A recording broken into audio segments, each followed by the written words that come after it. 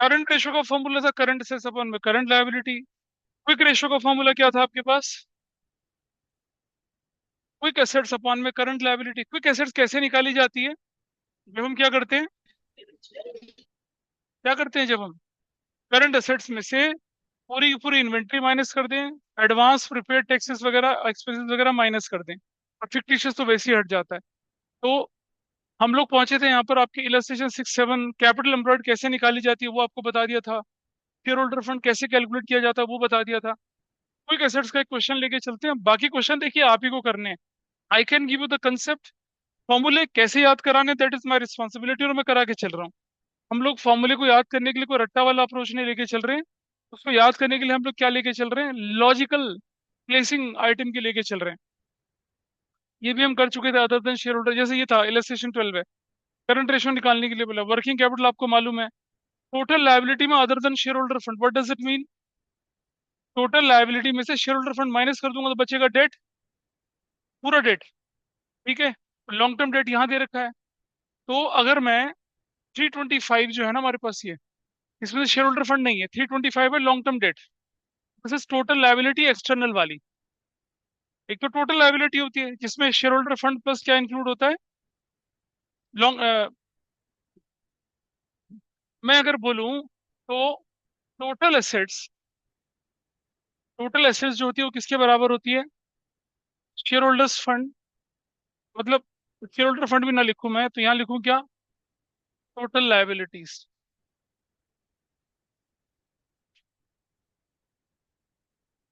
Total liabilities ऐसे। और ये टोटल लायबिलिटी के दो कंपोनेंट हमारे पास बनते हैं। वो दो कंपोनेंट में क्या क्या आता है आपके पास, share holders fund plus total liabilities, लेकिन ब्रैकेट में क्या एक्सटर्नल वाला बोला गया ऐसे करके, यही क्वेश्चन में गिवन है। तो अगर मैं बोलूं कि टोटल एसेट्स बराबर इसके होता है, और अब हमारे पास क्वेश्चन में क्या गिवन है, हमारे पास क्वेश्चन में ये गिवन है। अगर मैं क्वेश्चन पढ़ूं तो क्वेश्चन सेज व्हाट, क्वेश्चन हमसे साफ साफ कह रहा है कि हमारे पास क्या गिवन है, टोटल लायबिलिटीज है, कौन सी वाली, एक्सटर्नल वाली। एक्सटर्नल वाली लायबिलिटीज है ना, एक्सटर्नल वाली लायबिलिटी गिवन है। तो अगर मैं बोलूं यहाँ पर क्या कि टोटल लायबिलिटीज कौन सी वाली, एक्सटर्नल वाली, वो किसके बराबर होती है, long term date plus current liability के बराबर, long term date plus current liability के बराबर होता है वो। ठीक है जी।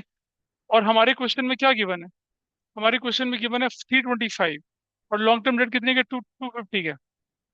तो ये 325 है, और लॉन्ग टर्म डेट कितने के हैं, 250 के हैं। तो मैं आराम से निकाल सकता हूँ क्या, करंट लायबिलिटीज। मेरी करंट लायबिलिटीज किसके बराबर बनेगी, दैट विल बी 325 माइनस 2,50,000, तो कितने का बनेगा, 75,000 का बनेगा। बन गया। ठीक है जी। और मुझे क्या चाहिए, वर्किंग कैपिटल मेरे पास है। सब जानते हैं कि वर्किंग कैपिटल जो है वो किसके बराबर होता है, current assets minus current liability के बराबर होता है। और वर्किंग कैपिटल हमारे पास क्वेश्चन में जो गिवन है वो कितने का गिवन है, दैट इज व्हाट, 1,50,000 का। वो 1,50,000 का। करंट एसेट्स मुझे मालूम नहीं है, लेकिन करंट लायबिलिटी मैंने निकाल ली थी 75,000 की। क्या हम आराम से करंट लायबिलिटी नहीं निकाल सकते हैं? क्योंकि कितने का बनेगा, 150 है ना, इधर चला गया तो क्या बन गया, 75। तो कितने का बन गया, 225। ठीक कर रहा हूँ गलत कर रहा हूँ बताइए? गलत, हाँ गलत कर रहे हैं। हमने क्या किया, हमें करंट लायबिलिटी की वैल्यू निकालनी थी, और हमारे पास क्या गिवन है, हमने कैलकुलेट क्या किया, हमें करंट। हाँ ठीक है, इधर छोड़ते हैं। करंट एसेट्स की वैल्यू हमें नहीं मालूम अभी, मालूम है, नहीं मालूम, current assets as it is लिख दीजिए। करंट लायबिलिटी हमें मालूम है 75,000 का। अब इधर चला जाएगा तो क्या हो जाएगा बताइए, करंट एसेट्स निकलेगा ना। बिल्कुल ठीक है। तो करंट एसेट्स की वैल्यू कितनी, तो this is going to 150 plus 75,000 is equal to कितना? 225। ठीक है जी, 225 निकल आया। और उसके बाद अगर मैं बोलूँ तो थोड़ा ऊपर करें तो करंट रेशो, फॉर्मूला तो लगाना ही है आपको। करंट असेट्स अपॉन में करंट लायबिलिटीज लिख के, तो करंट असेट्स कितने की बनेगी आपके पास? 2,25,000। करंट लायबिलिटी की वैल्यू कितनी है? 75,000। काट दीजिए, कितना? 25 फाइव जा, 25 थ्री जा, कितना? क्या? 25, रुक जाओ, 25 से 75, दिस इज 225 अपॉन में कितना कर दिया हमने? 75,000। कितना बन रहा है? 3:1। तो ये आपका आंसर यहाँ बन गया। आसान सा था, बहुत सिंपल था। तो अब आगे नहीं कर रहे हैं इसको लेके। हाँ, लेकिन एक छोटी सी चीज मैं आपको दिखा रहा हूँ करके। अब एक बात समझना छोटा सा। कहते कंपनी की करंट असेट्स 3 लाख थी, करंट लायबिलिटी 140 की थी। क्वेश्चन इज हियर, इलस्ट्रेशन 13 आपके सामने। उसने 20,000 रुपए का सामान क्रेडिट में खरीदा, है ना? तो जब मैं 20,000 का सामान क्रेडिट में खरीदूंगा, तो उसका इम्पेक्ट क्या पड़ने वाला है? उसका इम्पेक्ट ये पड़ेगा कि मेरी current assets will increase by 20,000 and my current liability will increase by कितने से? 20,000 से। क्योंकि सामान क्रेडिट खरीदने से दो इफेक्ट पड़ते हैं। My stock will increase, my stock will increase, और my liability, current liability will increase. कभी ऐसा नहीं होगा कि आप लॉन्ग टर्म लोन लेकर करंट गुड्स खरीदेंगे, ऐसा कभी नहीं होता। When we purchase goods on credit, उससे दो इम्पैक्ट जाते हैं। एक मेरा इन्वेंट्री इंक्रीज होता है, और एक मेरा क्या होता है? क्रेडिटर इंक्रीज होते हैं। सो न्यूमरेटर और डिनोमिनेटर में 2020 ऐड हुआ। एज अ रिजल्ट क्या हो जाएगा? मेरी रेशो कितनी बन जाएगी? 2:1 बन जाएगी। ऐसा इसको हम यूज कर सकते हैं एक दूसरे तरीके से भी। I think this question is clear to everybody कि बदली हुई रेशो क्या होगी। अब यहाँ क्वेश्चन में एक चीज और आती है, देखो यहाँ पर एक और इसी तरह का क्वेश्चन है कि उसने क्रेडिटर पे कर दिए। When it pays to creditor, तो क्या होने वाला है बताइए? यहाँ से कितना का क्रेडिटर पे करा था? 25,000 का। क्रेडिटर जो पे किया जाएगा, कैश में पे किया जाएगा, बैंक से पे किया जाएगा। एज अ रिजल्ट क्या होना है? यहाँ से 25,000 माइनस होगा, यहाँ से भी क्या होगा? 25,000 माइनस होगा। एज अ रिजल्ट ऊपर क्या आ जाएगा? ऊपर आएगा 2 लाख, और एज अ रिजल्ट नीचे कितना आ जाएगा? 50,000। What is my ratio? 4:1। क्या रेशो आई? ये क्या लिखा है? Current liability.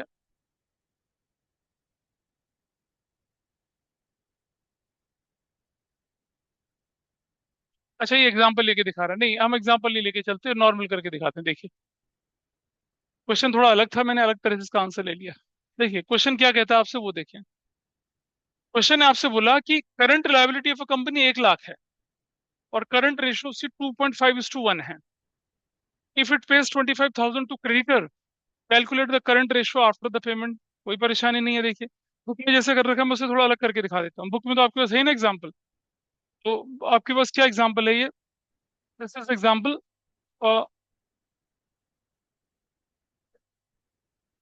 एग्जाम इलस्ट्रेशन 14 आपके पास है।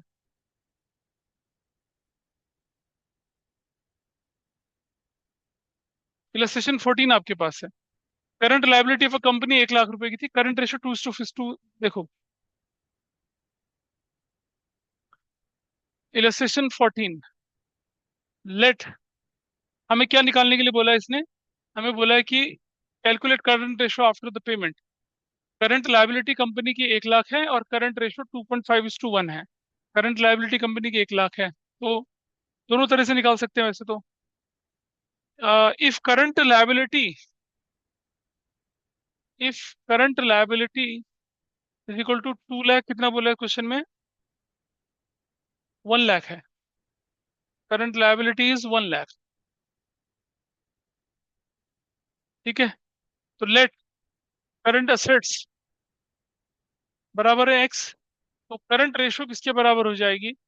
That will be x upon में 1 लाख, क्योंकि किसके बराबर है? 2.5 अपॉन में 1 के बराबर है। ऐसे तो दे रखा है क्वेश्चन में, बुक के तरीके से नहीं कर रहा, थोड़ा अलग कर रहे हैं, ऐसे दे रखा है। ठीक है, तो मैं बोलूँ अब मेरे पास क्या, कि अब मैं इधर बोलूँ तो क्रॉस मल्टीप्लीकेशन करूँ तो क्या हो जाएगा? 2.5x इज इक्वल टू कितना हो जाएगा बताइए? 1 लाख, है ना? और x इज इक्वल टू कितना हो जाएगा? 1 लाख अपॉन में कितना, 2.5, पॉइंट हटा के जीरो कर दिया, कितना हो जाएगा? 4। The value is what? 40,000। What is my x? गलत कर दिया, गलत कर दिया, रुक जा। 2.5x इज इक्वल टू कितना है? 1 लाख है, करेक्ट। ये हटा के 10 कर दिया। अब x इज इक्वल टू कितना हो जाएगा? 1 लाख इंटू 10 अपॉन में 25, ऐसे हो जाएगा। लो, हाँ ठीक है, ठीक है। मैथ्स वाले बच्चों तुम, कोई बात नहीं, साधारण बच्चों के लिए भी तो करने दो, है ना? पूरा एक एक वैल्यू को सॉल्व करते हुए चल रहे हैं। सो एक्स कर रहे हो तो ये फ्लिप होके उधर चला गया, है ना? 25, 25 फोर जा 4,000, कितना आ गया वैल्यू? 1 2 3 4, 1 2 3 4। हमारा तो वही- देखो रुक जाओ, हमने ले लिया करंट रेशो हमारे पास है एक्स अपॉन में 1 lakh is equal to 2.5 upon में 1। क्रॉस मल्टीप्लीकेशन करते हैं तो क्या आएगा देखिए, एक्स इज इक्वल टू कितना आ जाएगा? 2.5 इंटू 1 लाख, ठीक है, ऐसा कर लेते हैं। ये हट गया, 10 लग गया, 10 से 10 कट गया, तो कितनी वैल्यू आ गई बताइए अब? 2,50,000 वैल्यू, क्या अब ठीक है? ऐसे निकल गया, है ना? अब हमारे पास करंट रेशो क्या है? अब आई से current ratio before payment, before payment, इसको पेमेंट से पहले, before payment of, before payment of ₹25,000 to creditors. अच्छा, वो हमारे पास थी आफ्टर पेमेंट। ये कितना था रेशो हमारे पास? हमारी रेशो थी 2,50,000 अपॉन में 1 लाख, यही तो थी, ये थी हमारी रेशो। आफ्टर पेमेंट क्या हो जाएगा? 2,50,000 अपॉन में 1 लाख, ऐसे कर दिया। ऊपर से भी 25 माइनस किया और नीचे से भी 25 माइनस किया। एज अ रिजल्ट क्या बन गया? ऊपर 2,25,000 बन गया, नीचे कितना बन गया? 75,000 बन गया। अब रेशो क्या बन गई? 3/1:3:1, ऐसे ऐसे बोला था कुछ, बिफोर पेमेंट और आफ्टर पेमेंट ऐसे करके करना था। बुक ने किस तरीके से कर रखा है देख लिए तो, बुक कैसे करके लेके चलिए आपकी, वो वो भी लेके ऐसी चलिए, कुछ खास फर्क पड़ा नहीं। ये अब आप देखिए यहाँ पर, ratio of current assets 6 lakh to current liabilities 1.5:1। Current ratio 2:1 है। और इसे क्या करना है आपने? ये if current ratio of 2:1 is to be maintain, मुझे करंट रेशियो कितनी मेंटेन करनी है? 2:1 मेंटेन करनी है। कितनी मेंटेन करनी है? 2:1 मेंटेन। कैसे मेंटेन करनी है? कुछ पे करके मेंटेन करना है, करंट लायबिलिटी पे करके मेंटेन करना है। तो मैंने मान लिया, मैंने माना इलस्ट्रेशन कितना था ये? It was illustration number 15। मैंने मान लिया let current liability to be paid off is X. Current liability जो हमें पे कर रहे हैं, हमने एक्स मान लिया उसको, एक्स, ठीक है। अच्छा, before payment, before payment current ratio, वो क्या हमारे पास क्वेश्चन में है? 1.5:1 है, ठीक है। After payment, after payment current ratio क्या बनाना बनाना चाह रहे हैं हम लोग? 1.5,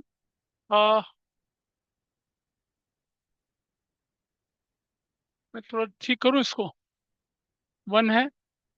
और अगर मैं एक्स माइनस कर दूं तो ऊपर से भी एक्स माइनस करूँ, नीचे से भी एक्स माइनस करूँ, इज इक्वल टू किसके बराबर हो जाएगा ये? बोलो। 2:1 के बराबर, ऐसे कर सकते हैं ऐसा?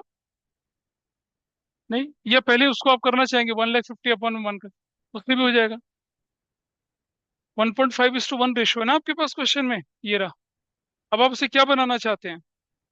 2:1 बनाना चाहते हैं, तो 2/1 करना चाहते हैं। ऐसे कर लिया मैंने, मैंने माना कि करंट लायबिलिटी इज एक्स। अब मैं इसे क्रॉस मल्टीप्लाई करूंगा तो क्या हो जाएगा देखिए, 2 into 1.5 minus X is equal to कितना हो जाएगा? 2 × 1 - x, ऐसी तो बनेगा। गलत कर दिया। क्रॉस मल्टीप्लीकेशन में, क्रॉस मल्टीप्लीकेशन में क्या होने वाला है, ऐसे और ऐसे, ये इधर जाएगा तो क्या हो जाएगा? 1.5 minus X is equal to कितना हो जाएगा? 2 1 - x, तो कितना हो जाएगा? 1.5 minus X is equal to 2 - 2x। X इधर चला गया तो कितना हो जाएगा देखिए, और ये इधर चला गया तो 2x - x is equal to कितना? 2 - 1.5। तो ये क्या हो जाएगा? x इज इक्वल टू कितना हो जाएगा? हाँ, 0.5। तो 0.5 ये तो हमारा उस तरह से निकला, 0.5 वाले तरीके से, लेकिन हमें तो ये बताना है कि हमारे पास करंट लायबिलिटी की पेमेंट कितनी जाए कि हम काम बनाए, ऐसा करने के लिए। और इस क्वेश्चन में क्या दे रखा था हमारे पास? करंट से 6 लाख दे रखी है ना। ठीक है, ये तरीका गलत हो गया, मैंने सोचा कि हमारे पास कोई वैल्यू नहीं दे रखी है, लेकिन हमारे पास क्वेश्चन में वैल्यू गिवन थी। वैल्यू गिवन थी तो हमें क्या करना पड़ेगा, थोड़ा सा बदलाव लाना पड़ेगा। And we have to place here actual values. What are the actual values here? ये एक्चुअल वैल्यू इसकी हमारे पास 6 लाख और कितना है, 4 लाख। आई राइट 6 लाख यहाँ और 4 लाख यहाँ, ऐसे करके। आफ्टर पेमेंट क्या हो जाएगा? 6 लाख माइनस एक्स और 4 लाख माइनस एक्स। वो वैल्यू कितनी बोली उसने? 2:1। ये हमारी डिजायर स्टेट है। आफ्टर पेमेंट हमारी करंट रेशो 2:1 होनी चाहिए। तो अब हम क्रॉस मल्टीप्लाई कर लेते हैं। अब हम क्या आएगा इधर देखिए, 6 lakh minus X is equal to कितना हो जाएगा? 8 लाख -2x हो जाएगा। इधर चला जाएगा तो क्या हो जाएगा? 2x minus X is equal to 8 lakh -6 lakh. तो क्या वैल्यू आ जाएगी? 2 लाख वैल्यू आ जाएगी। तो x इज इक्वल टू कितना हो जाएगा? 2 लाख। 2 लाख की पेमेंट करेंगे जब आप, तब जाके आपको डिजायर्ड रेशो निकल कर आएगी। तो ऐसे कोई टेक्निकल क्वेश्चंस इस तरह के नहीं है कि जिसमें हम काम कर सकें। यहाँ भी वही है, इसको इसलिए अपने आप कर लेना, मैं नहीं लेके चल रहा इसको यहाँ पर। This is also fine. Company की करंट लायबिलिटी 450 है, इट परचेज इन्वेंट्री, इसकी रेशो इतनी हो गई। बताइए इन्वेंट्री कितने की है? यू कैन इजीली कैलकुलेट, आराम से निकाल सकते हैं आप। इन्हें करना है आप लोगों ने, इसलिए मैं लेके नहीं चल रहा। इफेक्ट वाले क्वेश्चन जो रेशो के ना, आई टेक सबसे बाद में, उसके लिए एक अलग से शीट हमारे पास है। हर रेशो का इफेक्ट वाले क्वेश्चन में लेके चलूंगा एक ही क्लास में, इसमें नहीं लेके चल रहा मैं। अब जरा हम क्विक रेशो की तरफ चलें फटाफट से। और क्विक रेशो आपके कौन से पेज पे आती है? This is on page number, हाँ, immediate short term financial obligation को पे करने के लिए इसकी ऑब्जेक्टिविटी सिग्निफिकेंस होती है। और क्विक रेशो कब मानी जाती है? Liquid ratio is better indicator of the liquidity. और यहाँ चलें, ये क्वेश्चन आपके पास आ गया सिंपल सा। कह रहा लिक्विड रेशो निकाल लीजिए। मेरे पास करंट लायबिलिटी है, we are agree with that. एक पॉइंट तो हमें मिल ही गया। हमारे पास फॉर्मूला क्या होता है? Liquid ratio is liquid assets upon में करंट लायबिलिटी। करंट लायबिलिटी तो हमारे पास क्वेश्चन में है। देखो, जो क्वेश्चन मुश्किल होगा उसको लिखना, ये तो ठीक है, इसको मत लिखो आप। अब करंट एसेट्स मेरे पास यहाँ पर है, लेकिन मुझे मालूम है कि जब मैं लिक्विड रेशो निकालता हूँ तो मैं पूरी की पूरी इन्वेंट्री खत्म करता हूँ, यहाँ से माइनस करूंगा। पूरे के पूरे प्रीपेड एक्सपेंसेस को यहाँ से माइनस करूंगा। एंड ट्रेड रिसीवेबल का मुझे कुछ करना नहीं है। ट्रेड रिसीवेबल थोड़ी कुछ करना है, वो तो नॉर्मल पार्ट होता है। तो आउट ऑफ करंट एसेट्स 80 में से 25 भी माइनस करूंगा और 5 भी माइनस करूंगा, 30 माइनस करूंगा। तो 80 में से 30 माइनस करो तो मेरे पास कितना आ गया? 50। 50 अपॉन में 50, 1.1 इजी। 2020 के पेपर में क्वेश्चन आया था ये वाला। करंट लायबिलिटी हमारे पास गिवन है, कोई दिक्कत नहीं है। करंट असेट्स 280 की है, इसमें से क्या माइनस करनी है हमने? इन्वेंट्रीज माइनस करनी है, एडवांस टैक्स माइनस करना है, ठीक है, और प्रीपेड रेंट भी माइनस करना है। तीनों चीजें माइनस कर देनी है। ये हमने पिछली क्लासेस में जब आपको क्विक एसेट्स का फॉर्मूला बताया था तब डिस्कस करना था। इधर आज दूर पड़ेगा। तो देख रहे हैं आप, 280 में से क्या माइनस करा? 40, 30 और 10 माइनस करा। What value we got? 280। और 2 लाख और डिवाइडेड बाय 150 ऑलरेडी दे रखा, यू गॉट योर आंसर। अब ये दे दिया इतना हल्का क्वेश्चन बोर्ड में, लेकिन कुछ लोगों को ये भी नहीं पता होता, उन्हें ये भी नहीं पता होता कि क्विक एसेट्स कैसे निकाली जाती है। लेकिन आप लोगों को तो पता है, तो as such there is no problem. अब जैसे इसी क्वेश्चन को देखो, इन्वेंट्रीज 80,000 की है, वर्किंग कैपिटल 240 की है, करंट एसेट्स कितने की? 4 लाख की। अब करंट असेट्स 4 लाख है और वर्किंग कैपिटल कितने की है, 240 की, तो current assets minus current liability बराबर निकल आएगा ना। याद है वो क्वेश्चन मैंने बताया था कि जब हम वर्किंग कैपिटल निकालते हैं तो इन्वेंट्री माइनस नहीं करते हैं। याद है किसी को कुछ? ठीक है। जब रिवाइज करें तो इसको भी रिवाइज करना, इसको भी इंपॉर्टेंट बोल के चलना। क्या हुआ देखिए यहाँ पर, करंट असेट्स 4 लाख में से मैं क्या माइनस करूंगा, पूरी प्रीपेड माइनस कर दूंगा तो मेरे पास 320 आएगा ही आएगा। आएगा ना। लेकिन जब मैं वर्किंग कैपिटल लेके चलूंगा तो पूरा का पूरा करंट असेट्स 4 लाख लेके चलूंगा। है ना। मतलब देखो कैसे, इस तरह से। ये इलस्ट्रेशन कौन सा है, दिस इलस्ट्रेशन इज 25। इलस्ट्रेशन 25 है। हमारे पास करंट असेट्स है हमारे पास कितने की, तो as per the question current assets हमारे पास कितने की है, 4 लाख की है। 4 लाख की है। अब मैं जानता हूं कि क्विक एसेट्स अगर मुझे निकालना है तो क्या करना पड़ेगा, current assets minus inventories, inventories को माइनस करना पड़ेगा। करंट असेट्स 4 लाख की, इन्वेंट्रीज हमारे पास 80,000 की, मेरे पास वैल्यू निकल कर आ गई 320 की। हमारे पास क्विक एसेट्स निकल आया। ठीक। अब हम जानते हैं कि वर्किंग कैपिटल बराबर किसके बराबर होता है, current assets minus current liability के। ठीक। वर्किंग कैपिटल की पोजीशन जो हमारे क्वेश्चन में गिवन है वो कितने की दे रखी है, 240 की दे रखी है। आई राइट 240 यहाँ। ठीक। करंट असेट्स की पोजीशन 4 लाख की दे रखी है, वही रखना है। करंट लायबिलिटी हमें मालूम नहीं है कितने की है, वो निकालनी है। करंट लायबिलिटी अब लेके चलेंगे तो क्या हो जाएगा, 4 लाख माइनस 240, तो करंट लायबिलिटी की वैल्यू कितनी आ जाएगी, 1,60,000 आ जाएगी। तो करंट लायबिलिटी भी आ गया, क्विक एसेट्स भी आ गया। क्विक रेशियो का फॉर्मूला अब हम सब जानते हैं किसके बराबर होता है, क्विक एसेट्स अपॉन में क्या, करंट लायबिलिटी। फॉर्मूला लिखना है। अच्छा कुछ लोग क्या करते हैं, QACL, प्लीज मत लिखिए ऐसा, QR नहीं लिखिएगा। अरे कम से कम एक डॉट लगा के दूसरा शब्द तो लिखो पूरा। फिर as a result what happened here, quick assets कितने की निकली थी, 320 की।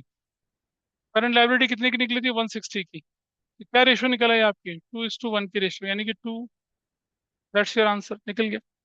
फिर से मैं याद दिला रहा हूँ आपको, when we are going to calculate current working capital, तो इन्वेंट्री इन्वेंट्री माइनस नहीं होती है, क्योंकि वर्किंग कैपिटल की कैलकुलेशन जो है वो अकाउंटिंग कैलकुलेशन है, वो एनालिसिस का पार्ट नहीं है, वो शॉर्ट टर्म सॉल्वेंसी का पार्ट नहीं है। हाँ क्विक एसेट्स कैलकुलेट करते समय आप इन्वेंट्री माइनस करते हैं, ये हमने एग्जांपल 6 में पहले भी किया था part. I think this is fine with you. थोड़ा और आगे चलते हैं। अब अब जैसे इसी क्वेश्चन में करंट रेशो हमें मालूम है, इन्वेंट्री हमें मालूम है, करंट लायबिलिटी से इन्वेंट्री निकल आएगी। एक्सपेंस पेबल का कोई रोल नहीं, वो बेकार है, इसलिए नहीं करते हैं इसको, आसान क्वेश्चन है ये।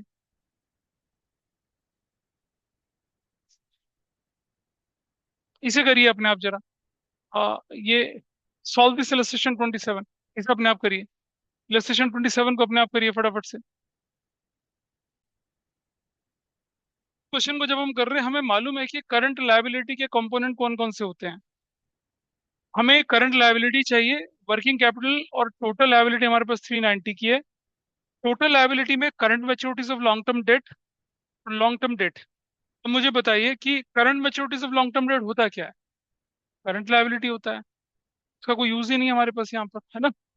लेकिन टोटल लायबिलिटी में से अगर मैं क्या बोलूँ, लॉन्ग टर्म डेट माइनस कर दूं तो मेरे पास क्या आ जाएगा, करंट लायबिलिटीज आ जाएगा। ठीक है। अगर हम देखें इसको तो कौन सा इलस्ट्रेशन है ये, दिस इज 27। आई थिंक कर लिया होगा तो बहुत अच्छी बात है। 27 हमारे पास, सबसे पहला काम तो आप ये कर लीजिए कि आपको निकालना क्या है। आपको बोला एसिड टेस्ट रेशो या क्विक रेशो निकालने के लिए बोला, तो हम लिखेंगे क्विक रेशो का फॉर्मूला लिख लीजिए। नंबर तो मिलता ही है, क्विक एसेट्स, बोर्ड में आपको नंबर मिलेगा, उसको यहाँ अपॉन में करंट लायबिलिटीज, करंट लायबिलिटीज कर दीजिए, ऐसे लिख दिया। अब हमारे पास क्वेश्चन में क्या गिवन है, हमारे पास गिवन है यहाँ पर, पहले देख लेते हैं। हमारे पास वर्किंग कैपिटल गिवन है, करंट मैच्योरिटीज ऑफ, हमारे पास टोटल लायबिलिटीज है। अच्छा एक चीज का ध्यान रखना, ये जो टोटल लायबिलिटीज है ना, ये तो शेयर होल्डर फंड मिला के होनी चाहिए वैसे देखा जाए तो, लिखा नहीं है इसने कहीं पर भी, तो ये थोड़ी सी गलती है, कंसेप्चुअल एरर, ये एम्बिग्विटी है क्वेश्चन के अंदर। ये एक्चुअल में क्या होना चाहिए था, टोटल एक्सटर्नल लायबिलिटी होना चाहिए था, तो मैं इसे क्या मान के चलूंगा, मैं नोट लगाऊंगा नीचे, इट हैज बीन अज्यूम कि टोटल लायबिलिटी, क्योंकि मेरे पास शेयर होल्डर फंड निकालने का, देखो जैसे मान लो मैं टोटल लायबिलिटी है, कर सकते हैं वैसे, मैं अगर मान के चलूं, देखो एक चीज मैं हाँ हाँ, अभी देखो मैं इसको उस तरह से करके दिखा रहा हूँ जैसे क्वेश्चन की इंफॉर्मेशन है। टोटल लायबिलिटी किसके बराबर होती है, share holder fund plus long term debt, और करंट मैच्योरिटी को मैं करंट लायबिलिटी मान लूं, ऐसे भी तो हो सकता है। तो क्या उससे आंसर निकलेगा? नहीं आएगा ना। सुनो, टोटल लायबिलिटी तो share holder fund plus total date external होते हैं। भाई जब टोटल लायबिलिटी लिखा है इसने, तो इसका मतलब क्या होना चाहिए, दिस शुड बी, ये देखो टोटल लायबिलिटी का मतलब ये चीज होनी चाहिए, ये वाली चीज, ये होना चाहिए, ये वाला, कहाँ गया वाला पार्ट, ऊपर चला गया, ये रहा, ये वाला पार्ट होना चाहिए, दिस शुड बी दिस वाला। टोटल लायबिलिटी तो बोला है उसने, कौन सा? यहाँ एक्सटर्नल कहाँ लिखा हुआ है, ये तो बताओ कहाँ लिखा है एक्सटर्नल। हाँ तो वो तो होना ही चाहिए था।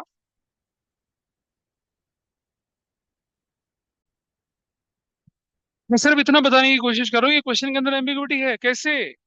हम बोल रहे हैं टोटल लायबिलिटीज, अगर वो एक्सक्लूसिवली एक्सटर्नल नहीं लिख के देगा तो आप क्या मानेंगे इसे, it is inclusive of share holder fund. अब आप देखिए इसके सोल्यूशन में क्या चल रहा होगा, कुछ नहीं, किसी ने कौन सा वाला मान लिया इसे, एक्सटर्नल मान लिया। बताइए, अगर ऐसा होता है, टोटल लायबिलिटीज मेरे पास है, current मैच्योरिटीज of long term date मेरे पास है, और लॉन्ग टर्म डेट मेरे पास है, तो मैं तो शेयर होल्डर फंड निकाल सकता हूँ ना इससे। ऐसी कंडीशन में मैं क्या करूंगा, current मैच्योरिटीज of long term date को क्या मान के चलूंगा, करंट लायबिलिटी मान के चलूंगा, और फिर उसको इससे माइनस करूंगा तो क्या हो जाएगा मेरे पास 90,000, फिर तो आंसर ही बहुत अलग हो जाएगा। तो इस जगह पर आपके पास यहाँ पर, अगर क्वेश्चन इस तरह से होना जैसे ये लिखा है, तो the word external must be mention, ये होना जरूरी है, तब आप ऐसा कर सकते हैं। ऐसा नहीं है कि टोटल लायबिलिटी को उठा के कुछ भी कर लें आप। इसी बुक में टोटल लायबिलिटीज जो है उनको क्या मान के चले हैं, share holder fund plus plus liabilities external मान के चले। और यहाँ पर अचानक से हमने क्या कर दिया कि टोटल लायबिलिटी का मतलब लॉन्ग टर्म मान, बिल्कुल नहीं, टोटल लायबिलिटी का मतलब लॉन्ग टर्म तब तक नहीं होता जब तक उसके ब्रैकेट में एक्सटर्नल ना लिखा हुआ, एक्सटर्नल वाला नहीं होगा ये। तो यहाँ हमें मान के चलना पड़ेगा कि अगर इस आंसर को हम लेकर चलना चाहते हैं, क्या लिखा है इसने, टोटल लायबिलिटी कितने लिखे इसने, 390, ठीक है, और वो किसके बराबर है, long term date plus current liability के बराबर है, तो लॉन्ग टर्म डेट माइनस कर दिया तो क्या निकाला, करंट लायबिलिटी निकाला 90,000 का, ठीक है। ऐसा, अगर मैं ऐसा नहीं करता तो मैं क्या मान के चलता, total liabilities share holder fund plus क्या, पूरी एक्सटर्नल लायबिलिटी। उस एक्सटर्नल लायबिलिटी का एक पार्ट क्या है, ये वाला, और दूसरा पार्ट क्या है, ये वाला, है ना, उस, ठीक है वैसा करके। लेकिन अब आप देखो, ये टोटल लायबिलिटी लिखी है मेरे पास 3 लाख है, इस बुक ने ये कंक्लूजन क्यों निकाला, देखो क्योंकि इसके पास क्या है, एक लॉन्ग टर्म डेट 3 लाख है, और एक शॉर्ट टर्म कितने का है, 90 का, दोनों को मिला दूं तो किसके बराबर बन रहा है, 390 का। इस पॉइंट ऑफ व्यू से मैं मान के चल रहा हूँ कि ये एक्सटर्नल वाला है। गॉट माई पॉइंट और नॉट? अदरवाइज इसे मैं एक्सटर्नल नहीं मान सकता। देखिए जरा, यहाँ देखिए भाई, इस क्वेश्चन में शॉर्ट टर्म यानी कि करंट लायबिलिटी कितने की है, 90 की, और नॉन करंट कितने की है, 3 लाख की है, टोटल मिला के कितना, 390, और टोटल लायबिलिटी का भी टोटल कितना, 390।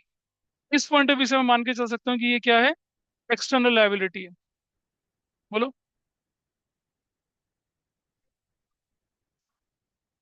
हाँ जी।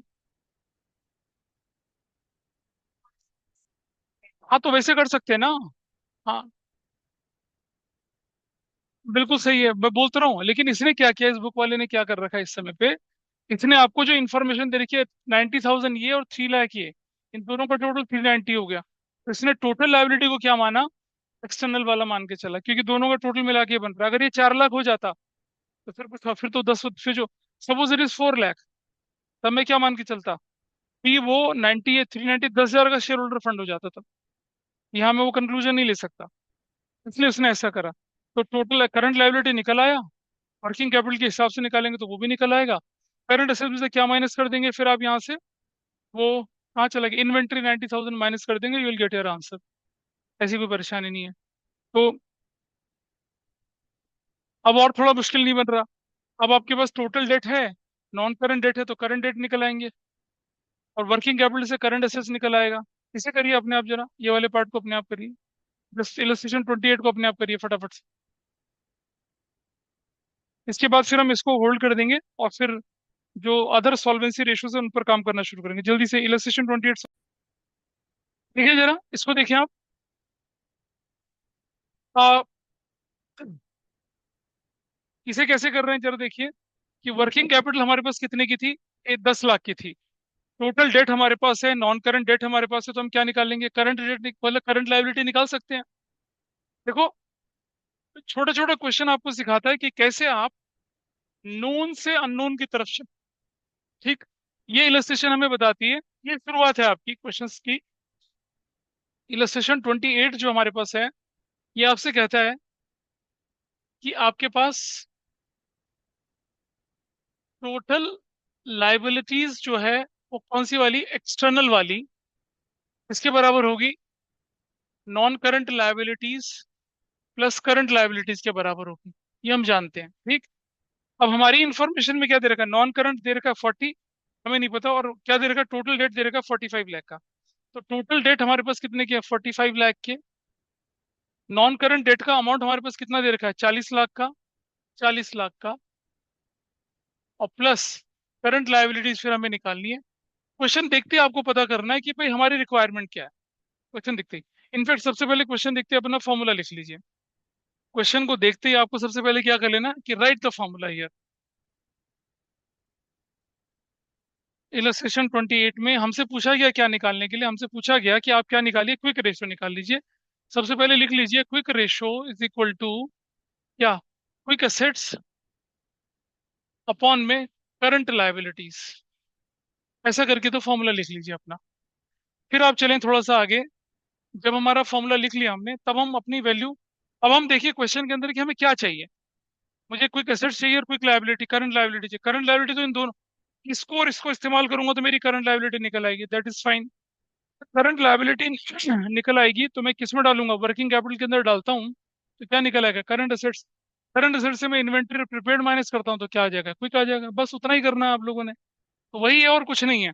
तो अब मेरे पास क्या निकल आया, करंट लायबिलिटी निकल आया। What is my current liability, 5 lakh निकल आया, ठीक है। ऐसे करके निकाल दिया। अब मैं जानता हूं कि working capital is equal to current assets minus current liability. ऐसे करके चलिए, ठीक। वर्किंग कैपिटल की वैल्यू कितनी है, 10 लाख। करंट असेट्स कितने की है हमारे पास, नहीं पता, ठीक है। करंट लायबिलिटी कितने की है हमारे पास, 5 लाख की, ठीक। So what I can calculate here, current assets.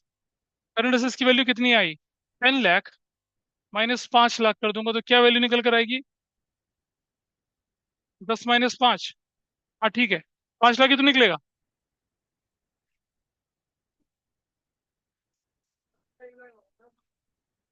हाँ, प्लस 5 लाख, तो द वैल्यू इज 15 लाख। ठीक है जी, निकल गया। अब मैं जानता हूँ कि क्विक एसेट्स किसके बराबर होता है। फॉर्मूला जरूर से लिखना है, current assets minus prepaid minus वो, क्या करेंगे, इन्वेंट्रीज। नहीं, जो क्वेश्चन में गिवन है वही देखो ना, क्या क्या गिवन है। इन्वेंट्री प्रीपेड है ना, उसी को लिखो। Inventories minus prepaid. प्रीपेड क्या, एक्सपेंसेस। प्रीपेड टैक्स तो नहीं है ना। तो what is current assets, 15 lakh. What is inventories, inventory 475, 475। What is prepaid, हाँ, 25,000। What is my final value, 15 lakh, minus कितना हो गया, 5 lakh. What is my answer, 10 lakh. 10 lakh निकला आपके पास, क्या क्विक एसेट्स निकली। ठीक है जी। अब इसको क्या करें आप यहाँ, इस, इस जगह पे डाल दें अपना, क्या है वैल्यू, क्विक एसेट्स कितना निकला था हमारे पास, हाँ, 10 लाख। करंट लायबिलिटी कितने की निकली थी, 5 लाख की। व्हाट इज माई आंसर, यानी कि 2:1, दैट्स योर आंसर। नोन से अननोन की तरफ चलना था, और वही आपका तरीका बनता है क्वेश्चन करने का, ऐसे। This is how your answer is done. खत्म। कोई भी क्वेश्चन उठा लें, कुछ ऐसा नहीं होगा कभी जो आपको मिस करना होगा, नोन से अननोन की तरफ ही चलना है। और अलग अलग तरीके से लोग क्वेश्चन करते हैं, तो उससे कोई फर्क पड़ता नहीं है। ये करिए जरा।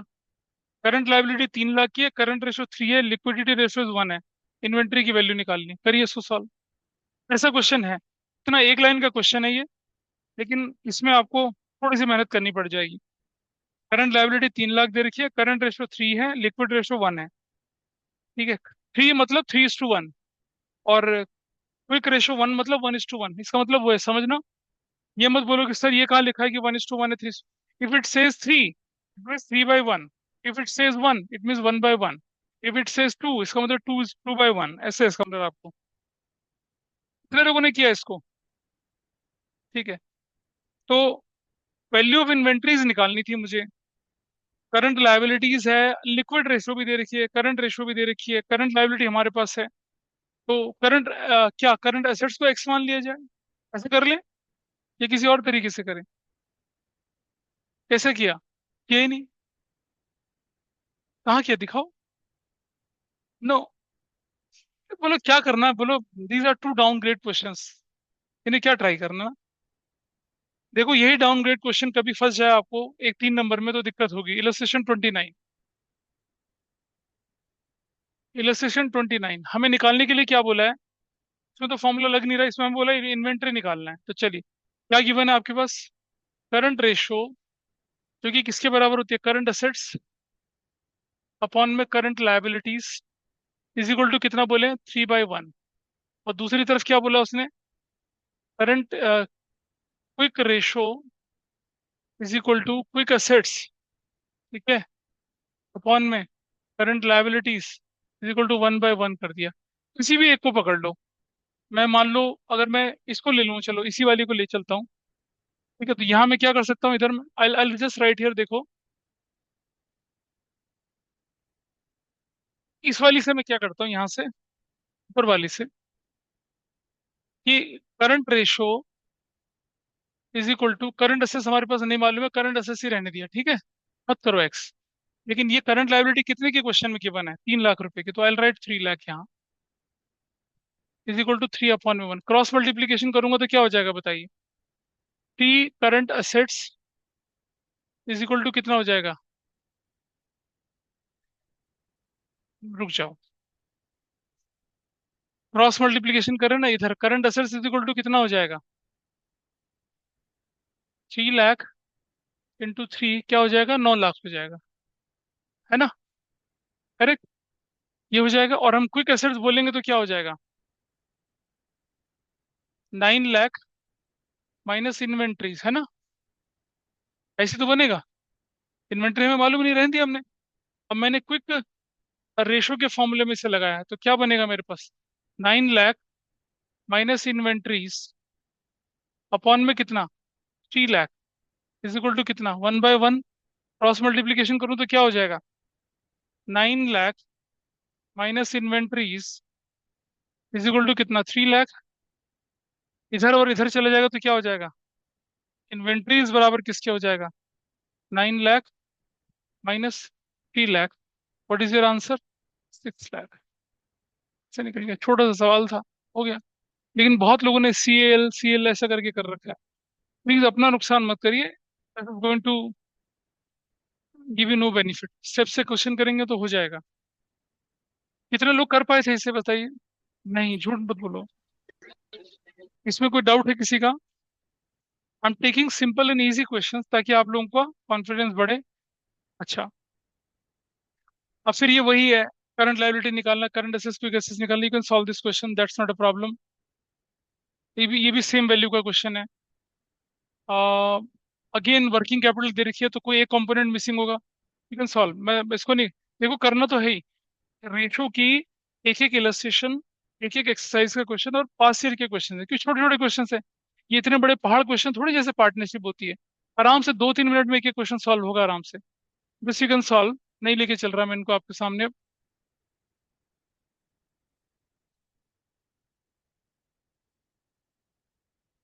इसको लेके चल रहा हूँ, लास्ट वाला, इसके बाद नहीं लेके चलेंगे। इलस्ट्रेशन 33 लेके चल करिए, इसको सॉल्व। इसे सॉल्व करिए। इसके बाद फिर हम लेके चलेंगे लॉन्ग टर्म सॉल्वेंसी, पहले उनके फॉर्मूले फिर उन क्वेश्चंस को सॉल्व करना शुरू करेंगे। लीजिए क्वेश्चन आपके सामने है। वर्किंग कैपिटल 6 लाख की है, करंट रेशो 2.5:1 है। आपको वैल्यू ऑफ करंट लायबिलिटी निकालनी है, करंट एसेट्स निकालनी है, लिक्विड रेशियो निकालनी है, अगर आपके पास इन्वेंट्री 4 लाख की है तो। बहुत ही आसान क्वेश्चन है। किसी ने किया ऑनलाइन में इस क्वेश्चन को। आपके पास करंट रेशो 2.5:1 है, देखो फेंको किताबें कॉपी अच्छे से फेंको।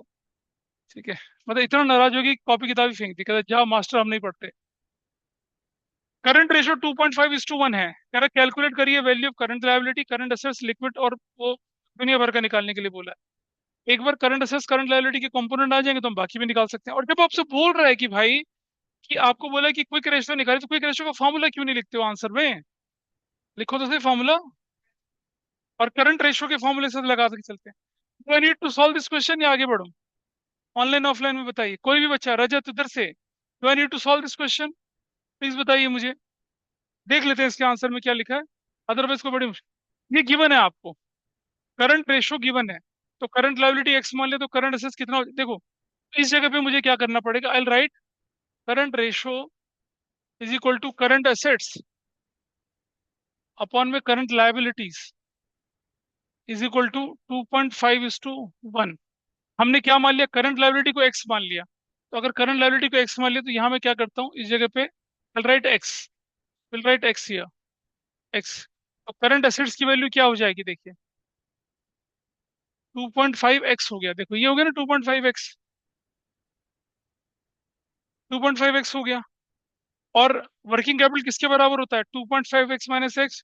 एक्स की वैल्यू निकल आई कितनी, आप देखेंगे एक्स की वैल्यू कितनी निकल आएगी आपके पास यहाँ पर, करंट लायबिलिटी, हाँ, एक्स की वैल्यू निकल आई आपके पास 4 लाख।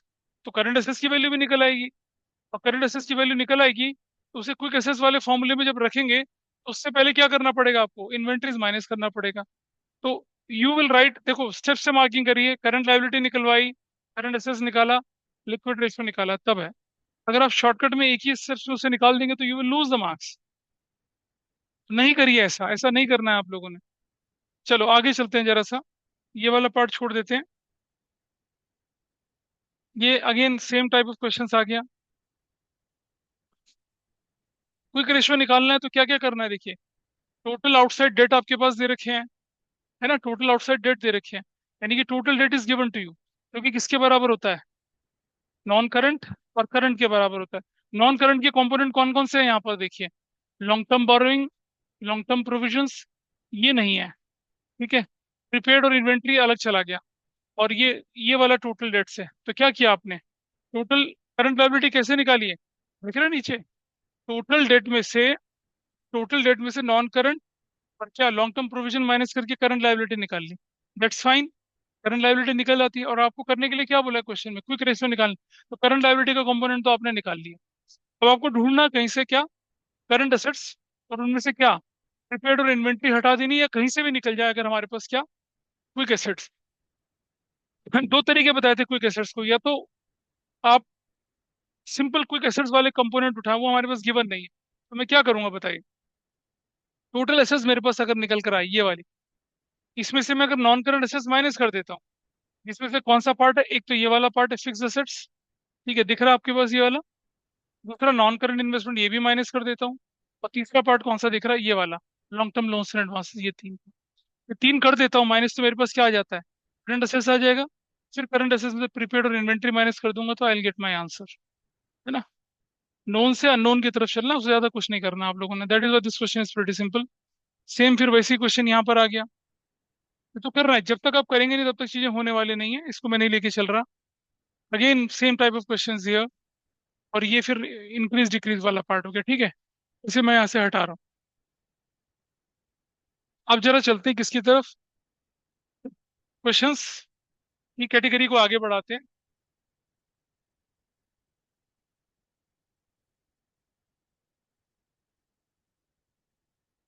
ये आ गए हमारे पास सॉल्वेंसी रेशियोज। सॉल्वेंसी रेशियो से मतलब किसके, लॉन्ग टर्म सॉल्वेंसी रेशियोज की बात करते हैं, ठीक है। और आइए देखें जरा कैसे देखना, दोबारा से मैं आपके सामने लेके चल रहा हूँ कि एसेट्स, एसेट्स किसके बराबर होता है, आप जानिए, that is equal to share holders fund, share holders fund ना, याद होगा। एसेट्स इज इक्वल टू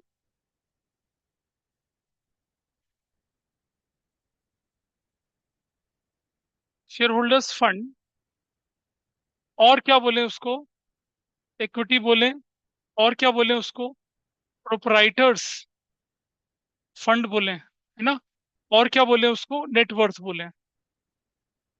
ये चीजें, ये शेयर होल्डर फंड, ठीक है।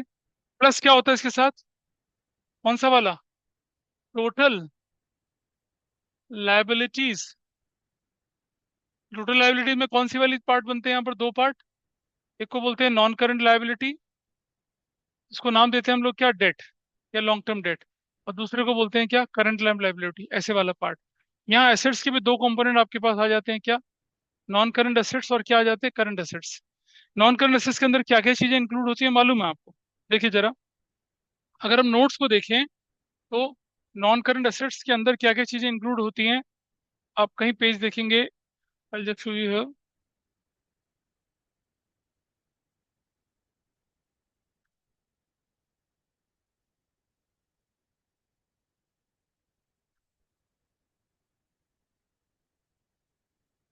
ये रहा नॉन करंट दिख रहे हैं, क्या क्या इंक्लूड होता है बताइए।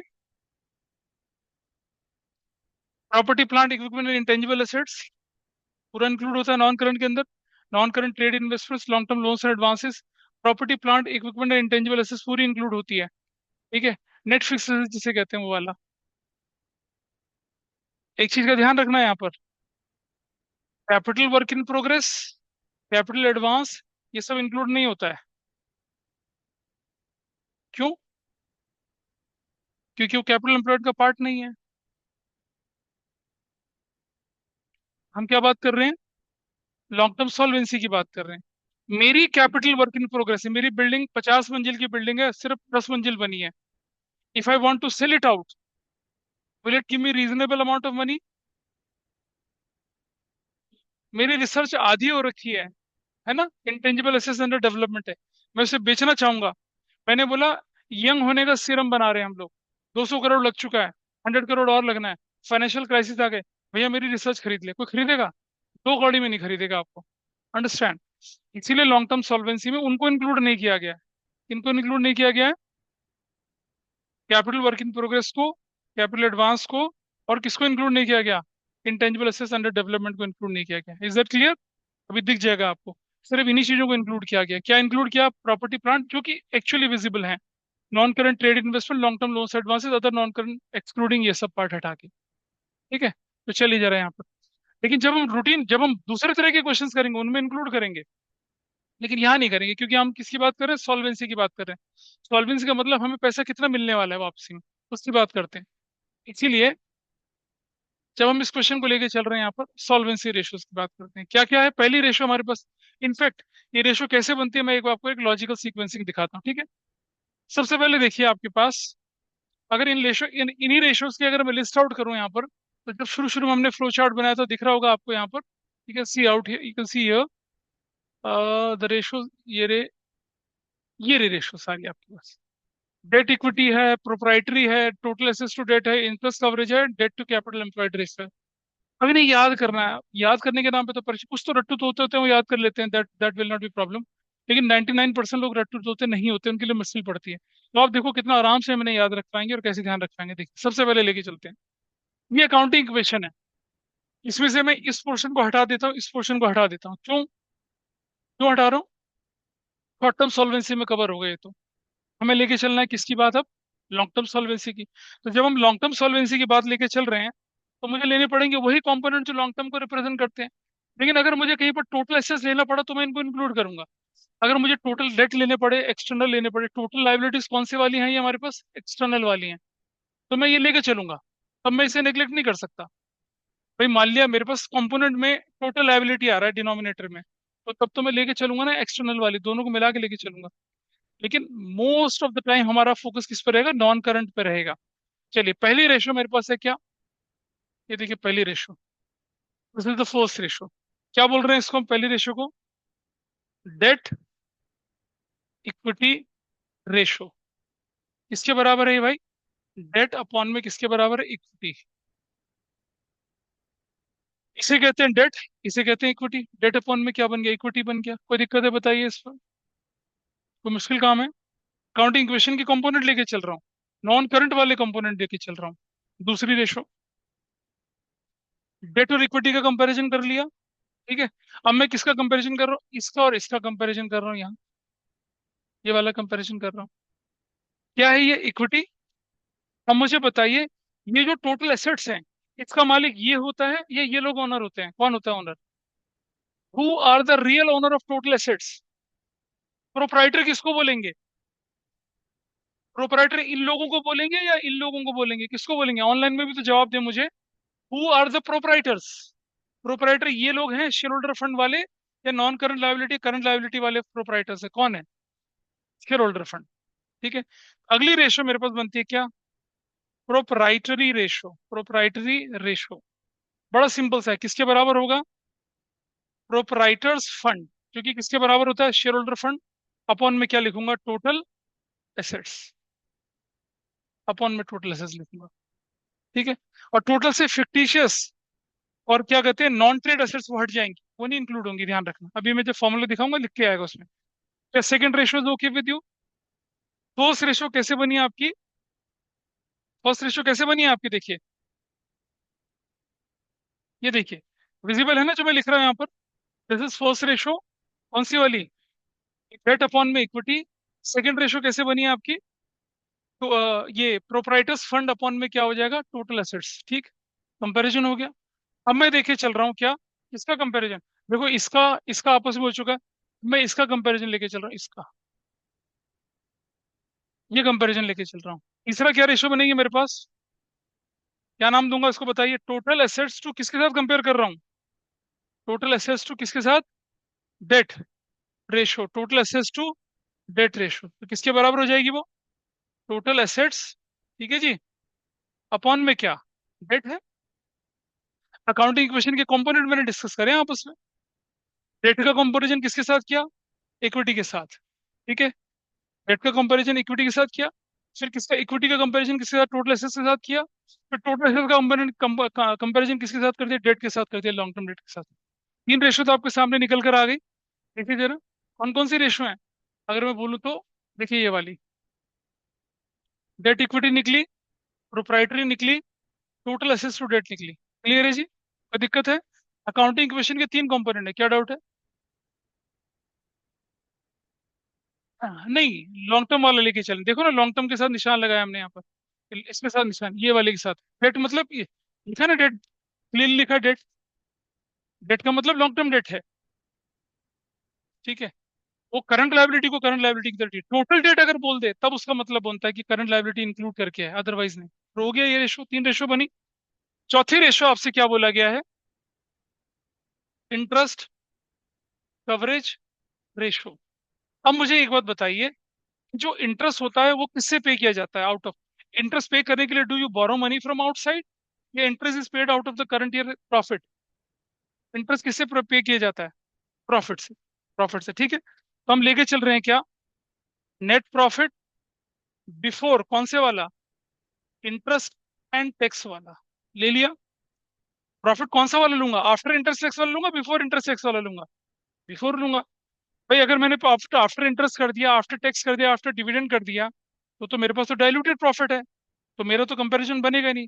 तो I will pick up the profit which is before dividend, before interest and before tax, वो। और लेट मी कंप्लीट। और इंटरेस्ट भी कौन से वाला? लॉन्ग टर्म या शॉर्ट टर्म वाला? शॉर्ट टर्म इंटरेस्ट तो ऑपरेटिंग एक्सपेंस बन जाता है, तो लॉन्ग टर्म वाला लेके चलेंगे। What is your doubt? Total assets ना, टोटल एसेट्स के डेट के मुकाबले में कंपैरिजन लेके चल रहे हैं ना? नहीं, मिला के लेना है। टोटल एसेट्स का मतलब क्या? अभी क्या बोला मैंने? जब हम टोटल एसेट्स लेके चलेंगे तो क्या लेके चलेंगे? कंकरेंट को मिला के चलेंगे। भाई समझ, किसी बिजनेस के अंदर नॉन करंट मेजोरिटी में होती है या करंट एसेट्स मेजोरिटी में होती हैं? किसी बिजनेस के अंदर लॉन्ग टर्म डेट मेजोरिटी में होते हैं, करंट करंट लायबिलिटीज मेजोरिटी में होती हैं? Most of the time non current नहीं, नॉन करंट होती हैं, ठीक है। अच्छा, और करंट लायबिलिटी तो कई बार बहुत ही इनसिग्निफिकेंट सी होती हैं, इंटरेस्ट ऑन बैंक ओवरड्राफ्ट वगैरह, आउटस्टैंडिंग वगैरह, वो सब चीजें। तो जब हम टोटल एसेट्स की बात करते हैं, ठीक है, अच्छा, करंट एसेट्स में वही पार्ट रहेगा। टोटल एसेट्स की जब हम बात कर रहे हैं, यहाँ टोटल एसेट्स की बात करते हैं, नॉन करंट करंट दोनों को लेके चलते हैं, लेकिन वो नॉन ट्रेड एसेट्स हटा के चलते हैं, जो कि हमारे कैपिटल एम्प्लॉयड का पार्ट नहीं बनती, उनको हटा के चलते हैं। तो टोटल एसेट्स का डेट के साथ कंपैरिजन क्यों कर रहे हैं, कंपैरिजन अभी रीजन बताऊंगा। वहां पर हमने लिखा है कि इसका पर्पस क्या है, क्यों करते हैं वैसा। अकाउंटिंग इक्वेशन के कंपोनेंट लिए हमने सिर्फ, और हमने कोशिश करी है कि क्या, हम करंट जो शॉर्ट टर्म वाले उनको हटा के चलें। पर क्योंकि यहाँ पर टोटल एसेट्स लेना पड़ा, इसलिए हमने क्या करा, करंट को मिलाया। यहाँ पर अगर कहीं टोटल एसेट्स एक्सटर्नल आती तो हम क्या करते, करंट लायबिलिटी को इंक्लूड करते। तो चार फॉर्मूले आपके सामने निकले, डेट इक्विटी, डेट अपॉन में इक्विटी, प्रोप्राइटर्स फंड अपॉन में total assets, proprietor fund upon में टोटल एसेट्स, और total assets to debt ratio. और फिर हमने अगली रेशो बोली क्या, इंटरेस्ट कवरेज रेशो। इंटरेस्ट जब भी हम जिक्र करेंगे यहाँ पर तो क्या होगा, interest on long term date, क्या लिखेंगे, interest on long term date, interest on long term date, will talk about this. ऐसे लेके चलते हैं। ये भी लॉन्ग टर्म वाला हो गया। नेट प्रॉफिट तो हमें नहीं पता चलता ना, लॉन्ग टर्म शॉर्ट टर्म है, लेकिन ये तो हमें पता चल गया। तो थर्ड फोर्थ रेशो भी हो गया आपके पास, ठीक है। तो आप देखिए, आपके जो फ्लो चार्ट में थी, चौथी रेशो भी आपके पास कवर आ गई। अब आ गई डेट टू कैपिटल एम्प्लॉयड। ये है मेरा डेट, ये मेरा डेट, और what is my capital employed, this is my capital employed, this is my capital employed. तो डेट का कंपैरिजन किससे कर दिया, देखो डेट का कंपैरिजन किससे कर दिया, इक्विटी से। डेट का कंपैरिजन टोटल एसेट से किया। डेट का कंपैरिजन किससे कर दिया, कैपिटल एम्प्लॉयड से कर दिया। तो ये हमारे पास जो रेशो होती है वो क्या होती है, डेट टू कैपिटल एम्प्लॉयड। नाम से ही पता चल रहा है, debt to capital employed ratio. वो कैसे बनती है, कैसे बनती है, डेट अपॉन में क्या कर देना है, कैपिटल एम्प्लॉयड कर देना है, ऐसे। तो ये वाली रेशो आपके पास यहाँ पर debt to capital employed ratio आपके पास बन गई। पांच रेशोज आपके पास निकल कर आई हैं। और अगर मैं इसको चार्ट को हटा भी दूं तो भी आपके लिए बड़ा आसान हो जाएगा। करंट रेशियो क्या होती है, करंट एसेट्स अपॉन में करंट लायबिलिटी। तीन चीजों का ध्यान रखना है, एक, लूज टू स्टोर्स एंड स्पेयर्स इंक्लूड नहीं करने, प्रोविजन डाउटफुल डेट माइनस करके चलना है, ठीक है। और फिर पीछे से हटा के चलना था। क्विक करते समय क्या ध्यान रखना था कि total current assets minus inventory और प्रीपेड और टैक्सेस वगैरह सब माइनस करके चलना था, ठीक है। फिर आई पहली रेशो, डेट अपॉन में इक्विटी। दूसरी रेशो, प्रोप्राइटर्स फंड अपॉन में टोटल एसेट्स। फिर total assets to debt ratio. तीन रेशो, भाई डोरोमन की शक्ल बन गई ना, ऊपर से बनता है जो, वो बन चुका है। एक दो तीन रेशो, चौथी रेशो आपके पास है interest coverage ratio. Net profit before interest tax dividend divided by क्या कर दिया, interest on long term boring. पांचवी रेशो, सॉरी पांचवी रेशो क्या आपके पास है, डेट टू कैपिटल एम्प्लॉयड। नाम से पता चल रहा है, डेट अपॉन में क्या, capital employed. How to calculate capital employed, share holder fund plus long term debt. यही बनती है आपकी कौन सी रेशो, सॉल्वेंसी रेशो। रेशो आपको डेट अपॉन में equity, debt equity ratio. Proprietary ratio किसके बराबर है, प्रोप्राइटर्स फंड अपॉन में क्या, टोटल एसेट्स। फिर टोटल एसेट्स टू क्या, डेट रेशो। और फिर इंटरेस्ट कवरेज रेशो कैसे निकलती है, net profit before interest tax dividend divided by interest on long term borrowing, capital employed कैसे निकलती है, टोटल क्या। अगली रेशो क्या थी हमारी, देखो ये वाली, डेट टू कैपिटल एम्प्लॉयड। ये कैसे निकला, डेट अपॉन में कैपिटल एम्प्लॉयड हो गई। ये कौन सी रेशोज आप लोगों ने ध्यान रख ली, सॉल्वेंसी रेशोज आ गई आपके पास, है ना। तो इन्हें याद रखना कोई मुश्किल काम था, no it was not difficult. आइए अब देखते हैं एक एक रेशो को डिटेल में, है ना। तो अब इन रेशो का एक एक कंपोनेंट पढ़ते हैं, जो और ज्यादा डिटेल में पढ़ना है उसको देखते हैं। जैसे अब मैंने थोड़ा सा क्वेश्चन में मॉडिफिकेशन करा था। करंट असेट्स 520, इन्वेंट्री है, लॉस है, वर्किंग कैपिटल है, ये तो हम पहले ही करवा चुके थे क्वेश्चन आपको। करंट रेशो 3:2 क्विक रेशो है। Excess of current assets over quick assets is 240/24। Calculate current assets and current liability, ये भी आप कर पाएंगे, इतना मुश्किल काम नहीं था। यहाँ आ जाते हैं। ये रेशो एक्सप्रेस करती है relation between total liabilities, long term borrowed funds, ठीक है। टोटल लायबिलिटीज में भी कौन से वाले, लॉन्ग टर्म वाले को बोलो, रुक जाओ, ये ना, ये ज्यादा परेशानी कर रहा है, इसको बंद करते हैं। This ratio express relationship between total liabilities, यानी कि क्या, long term borrowed funds and the owners capital, यानी कि शेयर होल्डर फंड, यानी इक्विटी, यानी प्रोप्राइटर्स फंड, यानी कि net worth. A low debt equity ratio reflects more security. High ratio, other than hand, consider risky, and it may put the firm into a difficulty in meeting the obligations to outsiders. बड़ी जरा समझना एक चीज, date equity ratio, ठीक है। Date numerator है, equity क्या है, डिनोमिनेटर है। ये जो बोलने जा रहा हूँ उस एक्सप्रेशन का मतलब समझिए। इसने बोला डेट इक्विटी रेशो, ठीक है। मैंने बोल दिया 10 लाख मेरा डेट है, और मान लिया मैंने बोल दिया क्या, 20 लाख है मेरा ये, ठीक है। ऐसे मेरे पास दिख रहा है। लो है रेशो तो, है ना, लो रेशो है। लो रेशो का क्या मतलब, इक्विटी मेरी ज्यादा है, डेट मेरा कम है, तो आउटसाइड मेरे बिजनेस को मतलब सबोटाज नहीं कर सकते। जैसे जैसे बढ़ता जाएगा, डेट बढ़ता जाएगा, इसका मतलब क्या होगा, I am likely to lose my business control, ठीक है, टूवर्ड्स हुम, एक्सटर्नल पीपल।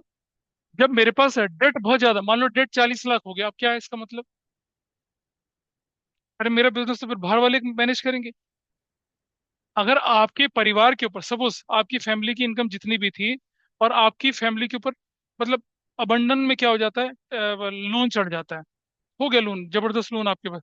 कई सारे बिजनेस हाउसेज बहुत जबरदस्त लोन में चल रहे हैं और बहुत परेशानी में हैं। लेकिन क्योंकि पॉलिटिकल सपोर्ट है और उनके पास फिक्स एसेट्स इतनी है, बैंक भी लोन दे ही देते हैं उनको। अब आपके पास लोन बहुत जबरदस्त हो गया, तो क्या होगा, terms and condition loan provider की चलेंगी ना आपके बिजनेस में, because everybody wants to safeguard the interest. ऐसा करके चलता है। अवध के नवाब थे, उनको अंग्रेजों ने हरा दिया। अब उन्होंने बोला कि भाई ठीक है, गद्दी वारिस तुम ही रहोगे, लेकिन हमारा एक रेजिडेंट, हमारा ऑफिसर तुम्हारे दरबार में बैठेगा, क्योंकि तुम तो अब क्या हो गया, हमने तुम्हें हरा दिया। गद्दी भी उनको दे दी, सब कुछ उनको दे दिया। अब वो जो ब्रिटिश रेजिडेंट होता था, वो मेजर रैंक का बंदा होता था, यंग ऑफिसर, खुराफाती टाइप का। उसका काम ही था नवाब के कामों में उल्टे पुल्टे करना। नवाब अगर चाहता कि प्रजा में मतलब सूखा अकाल पड़ गया है, टैक्स माफ करना चाहता था, कहता no no no, you can't do that, नहीं कर सकता। मतलब नवाब को हर एक्टिविटी उससे पूछ के करनी पड़ती थी। नवाब के दरबार में नाच गाना चल रहा है, वो नर्तकी को उठा के ले जाता था अपने साथ। नवाब बेचारा ऐसे ही देखता रह जाता था। क्या नवाबी रहेगी उस, कुछ भी कर ले। नवाब किसी की सजा माफ करता था, कहता नो नो नो नो, सजा माफ नहीं होगी। नवाब किसी को 1 साल की सजा देता था, अंग्रेज को पसंद नहीं आया, कहता इसको 10 साल रखो जेल में। क्या करेगा नवाब। सो सोचिए, when external forces are too dominating in your organization, then you lost sovereignty, खत्म हो जाती है आपकी वो, है ना।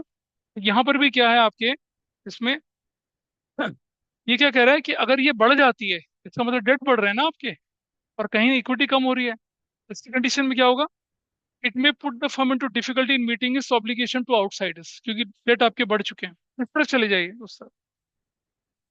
From the perspective of the owner, greater use of debt, trading on equity, ये पढ़ेंगे आप, ये बिजनेस स्टडीज में पढ़ेंगे। Use of debt component in the capital structure gives you financial leverage, तो ट्रेडिंग ऑन इक्विटी कहते हैं, उससे आपकी अर्निंग पर शेयर बढ़ जाती है। बिजनेस स्टडीज में आपने पढ़ा होगा, किसमें, फाइनेंशियल मैनेजमेंट में पढ़ा होगा ये चैप्टर। ट्रेडिंग ऑन इक्विटी नहीं पढ़ा किसी ने, नहीं पढ़ाया गया किसी स्कूल। चलो, यहाँ पर ये इससे रिलेटेड एक क्वेश्चन भी दूंगा अभी आपको थोड़ी देर में, ट्रेडिंग और इक्विटी से रिलेटेड बिजनेस स्टडीज का क्वेश्चन है, लेकिन अकाउंटेंसी में कैसे देना वो भी दूंगा आपको। तो ये इसके लिए होता है। और चलें आगे, debt component of the total long term funds employed is small, तो आउटसाइडर्स फील मोर सिक्योर। क्या कह रहे हैं यहाँ पर, debt component of the total long term funds employed is, debt component कम है, तो ठीक है, बाहर वाला भी सेफ है, हम भी सेफ रहते हैं यहाँ पर। सिक्योरिटी पॉइंट ऑफ व्यू से capital structure with less debt and more equity is consider favourable. और नॉर्मली इंडिया में इसे 2:1 की कंडीशन में ठीक इंडिया में बोला जाता है। It doesn't hold true the international level. Formula आपके सामने है कि डेट मतलब लॉन्ग टर्म डेट, अभी किसी बच्चे ने बोला था डेट का मतलब क्या है, सिर्फ लॉन्ग टर्म डेट लेंगे, इक्विटी का मतलब आपको मालूम है। Equity is also called share holder fund, proprietors fund या नेटवर्थ भी बोला जाता है इसको। एक्सटर्नल लायबिलिटी अपॉन में इंटरनल इक्विटीज कह सकते हैं। एक्सटर्नल लायबिलिटीज कौन सी वाली, डेट वाली बोले हैं सिर्फ। इंटरनल कौन सी वाली, share holder fund. External equity upon में ओनर्स इक्विटी भी कर सकते हैं।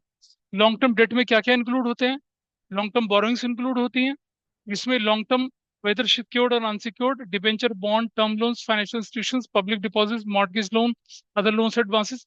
लॉन्ग टर्म प्रोविजन और अदर लॉन्ग टर्म लायबिलिटी भी इंक्लूड होती हैं। Premium payable on redemption of preference share, premium payable redemption of debenture, ये सब इंक्लूड होता है इसके अंदर, ठीक है। और इक्विटी मैंने आपको पहले ही सिखा दिया था कैसे निकालते हैं।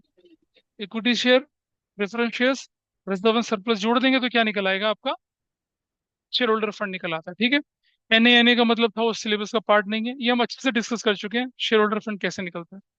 टोटल एसेट्स में से टोटल डेट माइनस कर दें। ये सारे फॉर्मूले हम आराम से डिस्कस कर चुके हैं। शेयर होल्डर फंड निकालने की, ये याद है सारे फॉर्मूले हमने जब हमने करंट रेशो बताई थी सारे डिस्कस करे थे आपके साथ। So I am not discussing them again. Share holder fund निकालने की अलग अलग फॉर्मूले। हाँ, ये चीज का ध्यान रखना है। नॉन ट्रेड एसेट्स माइनस करी जाती है, बोला था आपसे। इसमें कैपिटल एडवांस होता है, advance for the purchase of fixed assets, property plant equipment, intangible assets, capital work in progress, intangible under development, ये भी नहीं इंक्लूड करी जाती है। Non trade investments, non current as well as current.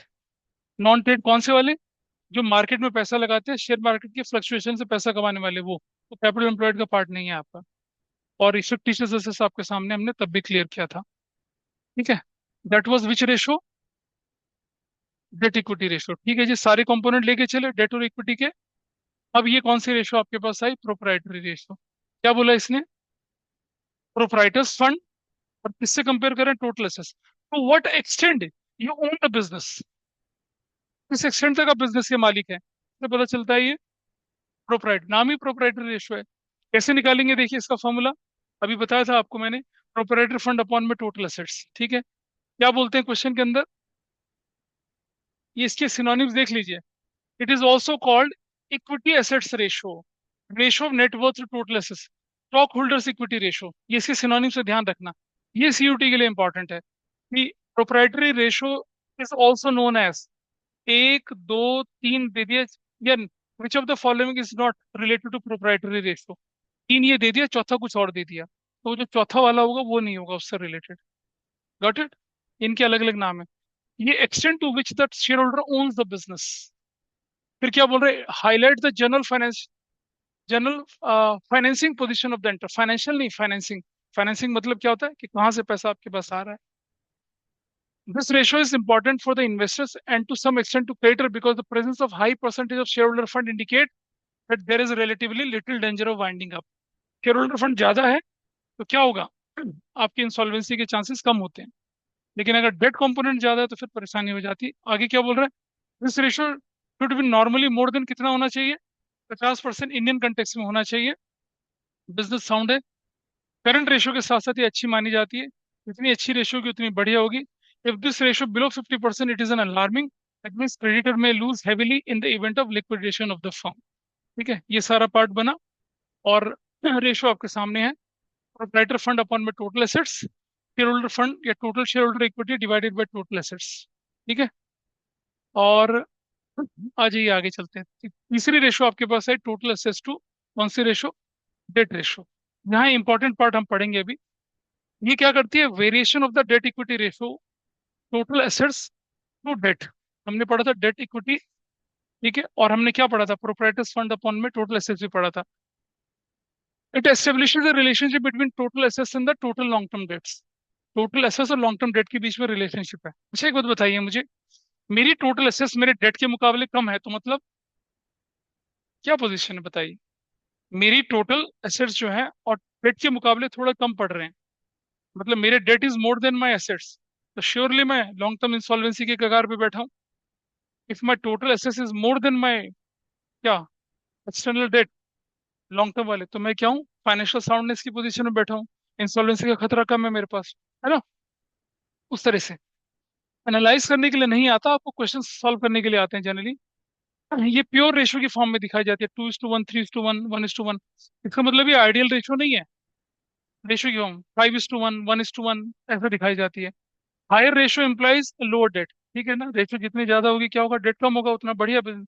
लो ratio financial position को risky बताता है। अच्छा ये ध्यान रखना है भाई आपने, जब हम total assets to debt ratio निकालते हैं तो लूज टू स्टोर्स को करंट एसेट्स में से माइनस नहीं करते हैं इस रेशियो के अंदर, total assets to debt ratio के अंदर। ठीक है, क्योंकि total assets as a whole हमें दिखाना पड़ता है भाई। लूज टू स्टोर्स फिर भी तुम्हारी एसेट्स ही हैं, है ना?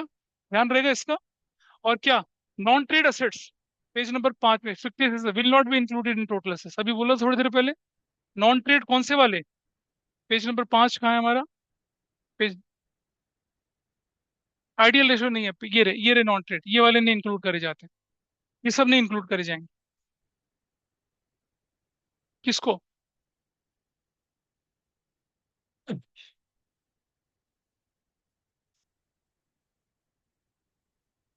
मैं अभी बताऊंगा कंफर्म करके, एक बार रुक जाओ। अभी इसमें तो एक्सक्लूसिवली है। I just check the NCERT एक बार अगेन, ठीक है, बिकॉज। हाँ जी बेटा। नहीं देखो बेटा, देख सुनो। मैं देखिए, मैंने बोला था आपसे कि जो अकाउंटिंग रेशियोज हैं या अकाउंटिंग की एनालिसिस है, वो साइंटिफिक रूल की तरह हार्ड एंड फास्ट नहीं है। ठीक है, इंडस्ट्री प्रैक्टिस के हिसाब से चलते हैं। इस रेशियो की कैलकुलेशन करते समय this is the industry practice जो फॉलो करी जाती है। क्या लेके चल रहे हैं, लूज टू स्टोर्स एंड स्पेयर्स को इंक्लूड किया जाता है करंट एसेट्स के अंदर। और जो दूसरे वाले थे non trade assets, non trade का मतलब है वो फैंसी फैंसी हैं। पैसा क्या उसके अंदर, क्या और का मेरा डंप हो रखा है पैसा। अब ये देखिए ना, जिसको मैंने बोला था ऊपर वाले पार्ट को, यहाँ देखिए ये वाली, ये देखिए। कैपिटल एडवांस मतलब आपने गुड्स, आपने मशीनरी खरीदने के लिए एडवांस दे रखा है। Is it a productive return to you? कोई प्रोडक्टिव रिटर्न दे रहा है आपको? 29 मार्च को आपने 50 करोड़ रुपया मशीनरी सप्लाई के लिए दे दिया। 31 मार्च को आपकी बुक्स ऑफ अकाउंट्स क्लोज हो रही है। तो ये क्या दिख गया, कैपिटल एडवांस बना ना ये तो। इस कैपिटल एडवांस से मेरा कोई रिटर्न तो आना नहीं है, इसलिए ये है। कैपिटल वर्क इन प्रोग्रेस, मेरा पैसा ऑलरेडी क्या हो रखा है, फिक्स एसेट्स को बनाने में लगा हुआ है। इंटेंजिबल एसेट्स अंडर डेवलपमेंट चल रही है, फॉर्मूला वॉर्मूला में डेवलप कर रहा हूँ। ठीक है, और नॉन ट्रेड इन्वेस्टमेंट्स को हम वैसे ही नहीं लेके चल रहे हैं। और फिक्स तो उसका पार्ट होती ही नहीं है। तो जब हम क्या लेके चल रहे हैं इसी में। इसका क्वेश्चन एक और था कि क्या प्रोप्राइटरी रेशो में भी ऐसा करते हैं, that I confirm and I get back to you after seeing the NCERT. मैं भी कोई कमेंट नहीं करूंगा। यहाँ बड़ा क्लियर है कि total assets to debt ratio किसके बराबर है, टोटल एसेट्स अपॉन में लॉन्ग टर्म डेट के बराबर है। दो चीजों का ध्यान रखना है। लूज टू स्टोर्स एंड स्पेयर को माइनस नहीं करना है करंट एसेट्स में से, क्योंकि हम लेके चल रहे हैं एज अ होल उसको। और ये नॉन ट्रेड तो हमें हटा के ही चल रही है, इससे हमें कोई नहीं निकलने वाला। ये पैसा डंप हो रखा है, जब मुझे जरूरत होगी मैं उसको बेच ही नहीं पाऊंगा, मेरे लिए बड़ा मुश्किल है। बिल्कुल नहीं मिल हाँ। अरे लूज टूल्स और स्टोर्स एंड स्पेयर्स क्या होते हैं, छोटे मोटे आपके इक्विपमेंट वगैरह हो गए, ठीक है। थोड़ा बहुत तो निकलेगा, कहने का मतलब ये है। लेकिन इनमें बिल्कुल श्योरिटी नहीं है आपकी, इसमें। ठीक है, और फिर उससे अबाव कॉल किया कि इंडस्ट्री प्रैक्टिस को फॉलो कर रहे हैं, इसलिए हम ऐसा बोल रहे हैं। इंटरेस्ट कवरेज रेशियो के बारे में भी बताया था। Relationship between net profit before interest tax and interest payable on long term debts है। Interest is a charge on profit, तो उसको बिफोर इंटरेस्ट एंड टैक्स लेके चलते हैं हम लोग। और जितनी बड़ी ऊंची होगी उतने हमारे लिए क्या होगा, अच्छा होगा, क्योंकि हमारा मार्जिन उतना शानदार है। मान लो मेरा ये 1 लाख और ये 50 लाख है, तो मेरा लॉन्ग टर्म में इंटरेस्ट न पे करने की वजह से मेरे इंसॉल्वेंसी के चांसेस खत्म हो जाते हैं। ठीक है, अब एक चीज का ध्यान रखना जरा प्लीज, ये बड़ा इंपॉर्टेंट आएगा इस क्वेश्चन को करते समय। पहले हम फॉर्मूले देख लेते हैं, फिर हम क्वेश्चन ही करेंगे। और बार बार क्वेश्चंस में एक एक क्वेश्चन को लेकर चलूंगा। यहाँ देखिए, अगर नेट प्रॉफिट आफ्टर इंटरेस्ट लिखा है, इसका मतलब क्या होगा। देखिए क्या होगा इसका मतलब, only interest has been deducted from the net profit and tax and dividend yet to be deducted. देखो बेटा समझना, हमारे पास जो क्वेश्चन एग्जाम में आता है, net profit after interest tax, तुम्हारे एग्जाम में आया था, net profit after interest tax आता है। पहले मैं टैक्स ऐड करता हूँ, फिर मैं इंटरेस्ट ऐड करता हूँ, बिफोर इंटरेस्ट एंड टैक्स बनाता हूँ। मतलब divided by interest on long term boring करता हूँ, ऐसा करता हूँ क्वेश्चन में, ठीक है। अब आपको पहचानना है, क्वेश्चन सेज आफ्टर इंटरेस्ट, तो आपको ऐड पे क्या करना है, सिर्फ इंटरेस्ट करना है ना बिफोर इंटरेस्ट बनाने के लिए। अगर क्वेश्चन लिखा आफ्टर टैक्स, इसका मतलब क्या है कि इट इज आफ्टर। देखो सीक्वेंस क्या है, पहले इंटरेस्ट माइनस होगा, फिर टैक्स माइनस होगा, फिर डिविडेंड माइनस होगा। ये देखो ये सीक्वेंस होता है। अगर मेरे पास नेट प्रॉफिट है, तो ये मैंने लिख दिया यहां से। इनफैक्ट मैं दिखाऊं आपको कैसे होता है ये सीक्वेंस, समझना। ये मेरे पास है नेट सेल्स, ठीक है, ऐसे नेट सेल्स होती है, आगे भी आएगा ये। माइनस कर दिया हमने कॉस्ट ऑफ गुड्स सोल्ड, ऐसे कर दिया। क्या निकल कर आया मेरे पास यहाँ पर, ग्रॉस प्रॉफिट निकल कर आया, ठीक है जी। ग्रॉस प्रॉफिट में से हमने माइनस कर दिया क्या, ऑपरेटिंग एक्सपेंसेस, ऐसे माइनस किया। तो क्या निकल कर आया मेरे पास, ऑपरेटिंग प्रॉफिट निकल कर आया माइनस, ठीक है। माइनस कर दिया मैंने क्या, नॉन ऑपरेटिंग एक्सपेंसेस, और प्लस मैंने ऐड कर दिया क्या, other income, non operating income, ये जोड़ दिया, ऐसे और ऐसे, ठीक है। मेरे पास क्या आया, नेट प्रॉफिट बिफोर टैक्स आया, ठीक है। माइनस कर दिया मैंने टैक्स, मेरे पास क्या आया, नेट प्रॉफिट आफ्टर टैक्स आया, टैक्स। माइनस कर दिया डिविडेंड, डिविडेंड। तो क्या आया मेरे पास, नेट प्रॉफिट आफ्टर डिविडेंड आ गया, ठीक। जनरली क्वेश्चन में यहाँ तक गिवन होते हैं। अब आप इसको, अब मान लो मैं इधर हूँ, तो मुझे क्या करना पड़ेगा, ये ऐड करना पड़ेगा, टैक्स को ऐड करना पड़ेगा। और जो नॉन ऑपरेटिंग एक्सपेंस में क्या चला गया, इंटरेस्ट चला गया, ठीक है। तो अगर मुझे before interest, before tax, before dividend चल रहा है, तो सबसे पहले क्या ऐड होगा, डिविडेंड। फिर क्या ऐड होगा? टैक्स। फिर क्या ऐड होगा? इंटरेस्ट ऐड होगा। You will go in that sequence. वही चीजें हम बताने की कोशिश करिए। आफ्टर इंटरेस्ट का मतलब क्या है? तो सिर्फ आफ्टर इंटरेस्ट का मतलब है मैं कौन से स्टेज पे खड़ा हूँ? आफ्टर इंटरेस्ट का मतलब है कि मैंने सिर्फ ये माइनस करा है, यहाँ I am on this stage. तो अगर मुझे बिफोर इंटरेस्ट टैक्स डिविडेंड जाना पड़ेगा तो सिर्फ इसी को ऐड बैक करना है। अगर मैं आफ्टर टैक्स की स्टेज पे खड़ा हूँ, if I am here on this place, तो मुझे क्या करना पड़ेगा? पहले क्या ऐड करना पड़ेगा? टैक्स। फिर क्या ऐड करना पड़ेगा? इंटरेस्ट। तब मैं पहुंचूंगा बिफोर इंटरेस्ट एंड टैक्स वाली पोजीशन पे। लेकिन अगर मैं यहाँ खड़ा हूँ इस जगह पे, तो मुझे क्या करना पड़ेगा? पहले ऐड क्या करना पड़ेगा? डिविडेंड। फिर क्या करना पड़ेगा? टैक्स। फिर क्या करना पड़ेगा? इंटरेस्ट। ठीक है। ये सिचुएशन कहलाती है net profit after dividend. After dividend का ऑब्वियस मीनिंग है कि after interest, after tax and after dividend. After tax का ऑब्वियस मीनिंग क्या है? After interest and after tax. After interest का ऑब्वियस मीनिंग है सिर्फ आफ्टर इंटरेस्ट। ये हमने इसको बताने की कोशिश करी। Net profit after interest mean only interest has been deducted from the net profit and tax and dividend is yet to be deducted. Net profit after tax का मतलब क्या है? After deducting interest and tax but before dividend. इस condition में हमें क्या करना पड़ेगा? टैक्स और डिविडेंड इंटरेस्ट दोनों ऐड बैक करना पड़ेगा। वहां सिर्फ इंटरेस्ट ऐड बैक करना पड़ेगा। कंडीशन का मतलब क्या है? कि डिविडेंड, टैक्स और इंटरेस्ट तीनों ऐड बैक करना पड़ेगा। इसकी बार बार हमें जरूरत पड़ती है क्वेश्चन सॉल्व करते समय। ठीक है जी, ध्यान रहेगा। Debt to capital employed ratio क्या है, देखिए जरा। It ratio establishes relationship between long term debt and capital employed. Long term debt और कैपिटल एम्प्लॉयड के बीच में रिलेशनशिप है, और लॉन्ग टर्म फाइनेंशियल पोजीशन को करता है। ये proportion of funds provided by long term lenders in comparison to capital employed of the business. ठीक है जी। हायर रेशियो शो करती है रिस्की पोजीशंस। ठीक है, क्योंकि डेट न्यूमरेटर में है ना, ज्यादा होगा तो क्या होगा? हमारे लिए रिस्की पोजीशन है। लोअर वाले में क्या होता है? और ये अब लिखा है क्या? Lower ratio better for the long term lenders because they have a higher safety to cover. और यहाँ देखिए आपके सामने लॉन्ग टर्म डेट अपॉन में कैपिटल एम्प्लॉयड है। कैपिटल एम्प्लॉयड कैसे निकालते हैं ये हमने आपको इसके समय भी बताया था, जब हमने करंट रेशियो की कैलकुलेशन करके दिखाई थी। ठीक है। एज फॉर एज फॉर्मूला और कंसर्न वो हमने सारा का सारा पार्ट देख लिया। ठीक है। तो फॉर्मूला होने के बाद अब हम करेंगे किसको, क्वेश्चंस कैसे करे जाते हैं वो देखते हैं। क्विकली अगर मैं रिवाइज करूं आपके सामने, आई थिंक ये विजिबल होगा सबको, देख लीजिए। क्विकली अगर रिवाइज करें तो कितनी 5 रेशो थी। What was first ratio accounting equation में? डेट अपॉन में इक्विटी, डेट इक्विटी रेशो। दूसरी ratio proprietary proprietors fund upon में टोटल एसेट्स, वो ले लिया। टोटल एसेट्स तो क्या ले लिया? डेट रेशो ले लिया। 3 रेशो ये आ गई। चौथी interest coverage ratio. Net profit before interest tax, interest and tax ही लिखा है ऑब्वियसली। अगर after interest before interest and tax, तो it has an obvious meaning, before interest tax and dividend है वो, divided by interest on long term borrowing. और अगली date to capital employed कितनी हो गई? 5। Debt equity 1। दूसरी प्रोप्राइटर्स रेशियो, प्रोप्राइटर 2। तीसरी total assets to debt ratio 3। Interest coverage ratio 4। और debt to capital employed ratio 5 ratio. ये आपके पास निकल कर आया। ठीक है। ये रही, देखो आपके सामने दिख रही है। ठीक है। वो सब हमने लिखा हुआ है यहाँ पर, रिलेशनशिप क्या होता है।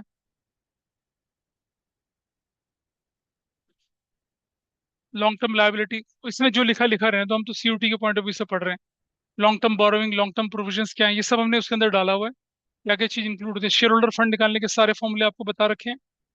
सारी परमुटेशन कॉम्बिनेशन जितनी भी बनती है, everything is mention to you. Debt upon में इक्विटी है, प्योर रेशियो की फॉर्म में होती है। डेट, ये भी ठीक है, ये भी सब ठीक है। 2:1 अप्रोप्रिएट रेशियो मानी जाती है। ऑब्जेक्टिव क्या होता है? Measure to ratio which long term borrowing, ये हम लिख चुके हैं उसके अंदर, इसलिए नहीं है। यहाँ देखिए सिंपल सा क्वेश्चन है, आपको बोला डेट और इक्विटी निकालना है, बताओ इनमें से डेट कौन कौन सा, इक्विटी कौन कौन सा। ये जोड़ेंगे, ये जोड़ेंगे और ये जोड़ेंगे, क्या बनेगा? इक्विटी। डेट जोड़ूंगा तो क्या क्या जोड़ूंगा? ये और ये नहीं जोड़ूंगा। क्यों भाई नहीं जोड़ूंगा इसको? क्योंकि वो करंट लायबिलिटी का पार्ट है। Current मैच्योरिटीज of long term date is the part of current liability, नहीं इंक्लूड होगा। ठीक है। ओरल क्वेश्चन था, डिस्कस नहीं करते ज्यादा, थोड़ा और चले आगे। अब आप देखिए, डेट इक्विटी रेशियो निकालने के लिए बोला आपसे। ठीक। टोटल एसेट्स हमारे पास है, टोटल एक्सटर्नल लायबिलिटी हमारे पास है, और क्या करंट लायबिलिटी भी हमारे पास है। ठीक है जी। याद है किसी को कुछ? याद है किसी को कुछ? हमने अब इसको देखिए, आप इसको करो, चलो करिए इसको, सॉल्व करिए इसको। इक्विटी रेशियो निकालनी है आपको, डेट भी निकालना है आपको, इक्विटी भी निकालना है। डेट मतलब लॉन्ग टर्म डेट निकालना है, जो कि गिवन है क्वेश्चन में।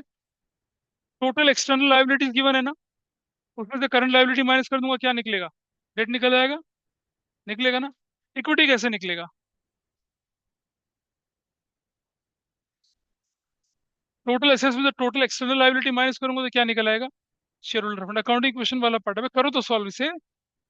और शॉर्टकट नहीं लगाएंगे। ईटीएल क्या होता है? What is ETL? बार बार कह रहा हूँ कि शॉर्टकट नहीं लगाना है, तो शॉर्टकट नहीं लगाना है। Understand that.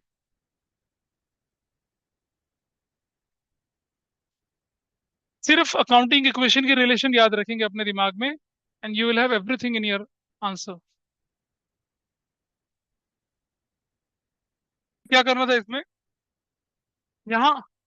हाँ। अच्छा। अरे कुछ तो जाने तो भेजे हम उसका। टोटल एसेट्स आपके पास है, अगर आप देखते हैं तो। हमारे पास नोन से अननोन की तरफ चलना है। हमें निकालना क्या है? हमें निकालना डेट टू इक्विटी रेशियो। क्या ले लिया हमने? हमने लिया debt to equity ratio. Formula लिखना ही लिख रहे हैं, डेट अपॉन में इतना लिखने में कोई परेशानी नहीं है, इक्विटी। ठीक है। अब हमारे पास क्या इन्फॉर्मेशन गिवन है? Total assets, external liability, current liability. ठीक है, टोटल हम निकाल सकते हैं। और हमें चाहिए क्या? लॉन्ग टर्म डेट चाहिए ना पहले तो। हम लिख रहे हैं क्या? Total external liabilities is equal to what? क्या? Non current liabilities plus current liabilities, यही तो होगा। और करंट लायबिलिटी हमारे पास कितने की है? 50,000 की। और ये हमारे पास कितना? 125। Total external debt is 125। Total external debt is, नहीं, total external debt is 1 lakh. ये 1 लाख है। पता है, ये हम एक सेकंड में ओरल भी कर सकते हैं, लेकिन हमें नंबर लेने हैं। 3 नंबर के क्वेश्चन में हमें मार्क्स लेने हैं। नॉन करंट लायबिलिटीज हमें नहीं पता, लेकिन करंट लायबिलिटीज हमें पता है। करंट लायबिलिटी की वैल्यू कितनी दे रखी है?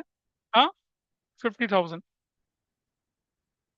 50,000। अब बताइए, current liabilities is equal, non current liability कितने की बन गई आपकी? नॉन करंट लायबिलिटी करके दिखाना है।